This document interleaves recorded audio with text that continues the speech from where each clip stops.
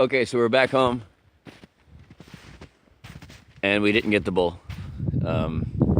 It's just way too treacherous with the ice, and the bull boogied into the trees, and he's not coming out of there without a fight. So we decided to just leave him be.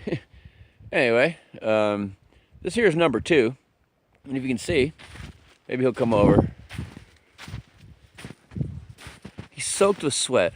When I just took Aurora in number 1, I called this one here number 2. I took number 1 for a ride. This guy got so bugged out and so all bent out of shape because he wants to go too. Right now he's working his mouth. He's so happy that we're home. But he's literally soaked from like stressing out that his best friend's not, that he's gonna somehow be left out, you know? They love to ride together. This guy gets a lot of confidence from number 1 out here on the trail. So, you know, it really is buddy sour, you know, which is a bad thing. But at the same time, I do like them being a good team. They just need, well, quite frankly, number 2 needs, or number 1 needs a rider. But be that as it may, I am going to split them up here in a couple days,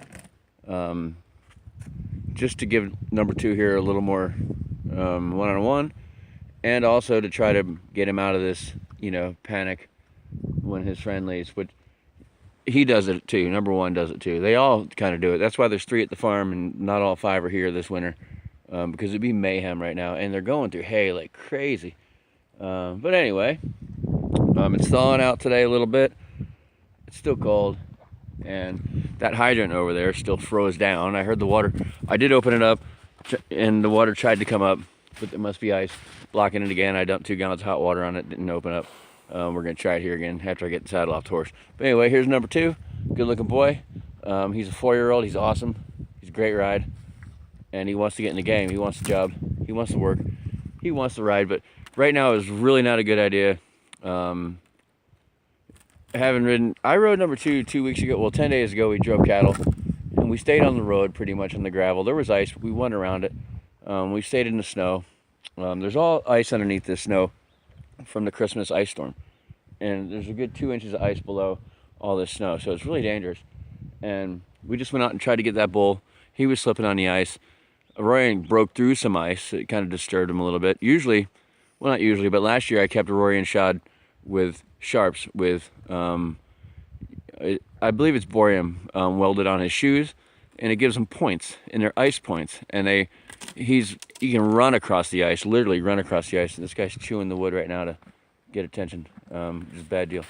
But I don't like shoeing the horses, so they're not shod this year, and the trade-off for that is much less riding, because just now we walked down the road, and we came back to have number 2 join us, you know, walk alongside, and he slipped on the ice, actually went down and hung his neck on the top wire of the barbed wire. So hopefully that's, well, I'm looking at him, he's not cut, but there was a little bit of hair back on the fence. I saw that. So it's just a bad deal all around. Walking on ice, moving that bull's not a good idea, and risk him breaking a leg, risking the horses breaking legs, falling down, falling on top of me. So it looks like, well, the weather's gonna be fairly mild supposedly, and I'll do as much riding as possible, but I'm going to be very selective about where I ride, so that no one gets hurt, me or them, anyone involved. Anyway, that's it for today. There's number 2, there's number 1. I'm about to take a saddle off and do some house chores, cook. Here's a cow that's up in here. It's mostly bulls, but there are a few cows in here right now. Not sure what their deal is. They just showed up the other day. Anyway, that's it.